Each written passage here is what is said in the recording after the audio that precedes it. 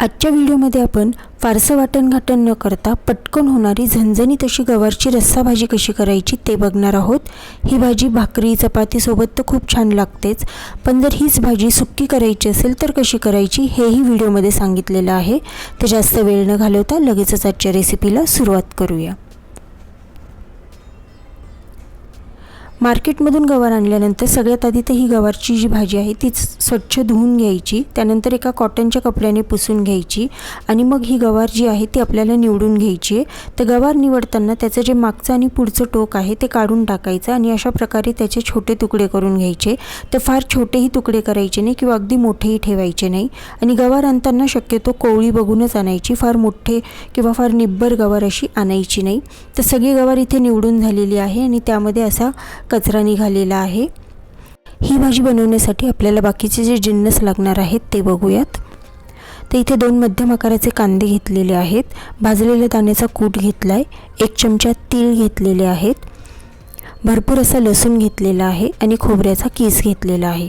तर यापैकी खोबऱ्याचा कीस आणि तीळ जे आहे ते आपण थोडेसे खलबत्त्यात कुटून घेणार आहोत किंवा मिक्सरला फिरवून घेतले तरी देखील चालेल आणि जे कांदे आहेत ते बारीक चिरून घ्यायचेत। तर इथे गॅसवर एक कढई गरम करत ठेवली, त्यामध्ये 1 चमचाभर तेल टाकून घेतले।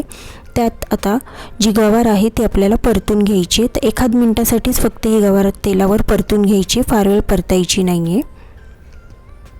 गवार परतून झाली की एका प्लेटमध्ये काढून ठेवायची। नंतर त्याच कढईमध्ये खोबरं आणि तीळ जे आहे ते आपण गरम करून घेणार आहोत, कारण त्याला एक प्रकारचा कच्चा वास असतो तर तो यायला नको आहे, म्हणून आपण खोबरं आणि तीळ थोडेसे गरम करून मगच वापरणार आहोत। तर खोबरं आणि तीळ चांगले गरम करून घेतलेले आहेत, ते काढून घेतले। आता ह्याच कढईमध्ये 2 मोठे चमचे तेल टाकलं। तेल चांगलं गरम झालं की त्यामध्ये टाकायचे 1 चमचा जिरे। जिरे चांगले फुलले की यामध्ये ठेचलेला लसूण टाकून घ्यायचा आहे। लसूण चांगला परतला की जे 2 कांदे आपण घेतले होते ते बारीक चिरून आता या तेलामध्ये टाकून घ्यायचे आणि कांदे देखील चांगले मऊ होईपर्यंत इथे परतून घ्यायचे। कांदे चांगले मऊ परतून झाले की आता यामध्ये टाकायची 1 छोटा चमचा हळद आणि त्यानंतर यामध्ये टाकायचे लाल तिखट।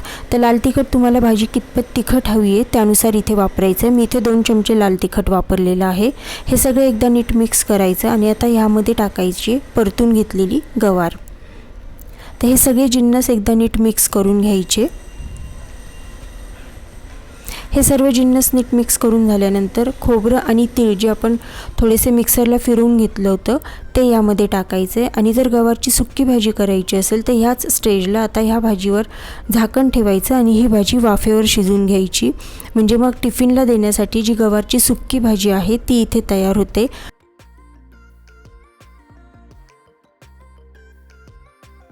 आता यामध्ये खोबरं आणि तीळ टाकल्यानंतर एकदा नीट परतून घेतलं आणि आता यात टाकायचं आहे पाणी। तर इथे मी 2 ग्लास पाण्याचा वापर करणार आहे।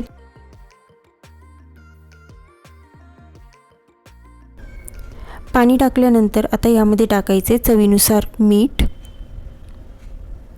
मीठ टाकल्यानंतर ही भाजी एक उकळी आली की गॅस कमी करायचा आणि एक 10 मिनिटासाठी चांगली शिजवून घ्यायची आहे।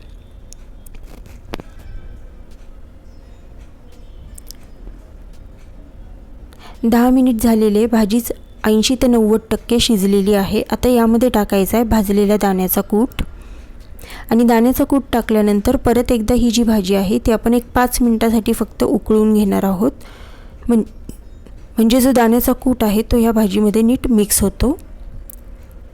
तर इथे ही गवारची रस्सा भाजी जी आहे ती तयार झालेली आहे। एकदम झणझणीत अशी ही भाजी झालेली आहे। तुम्ही पण अशा प्रकारे नक्कीच ही भाजी करून बघा। ही जेवणासाठी खूप छान आहे किंवा टिफिनला देण्यासाठी सुद्धा एक योग्य पर्याय आहे आणि ही भाजी इथे भाकरीसोबत चपातीसोबत किंवा अगदी भातासोबत सुद्धा खूप छान लागते। तर नक्कीच करून बघा। व्हिडिओ आवडला असेल तर व्हिडिओला लाईक शेअर कमेंट करा आणि चॅनलवर नवीन असाल तर चॅनलला नक्कीच सबस्क्राईब करा। भेटूयात नवीन व्हिडिओमध्ये, तोपर्यंत धन्यवाद।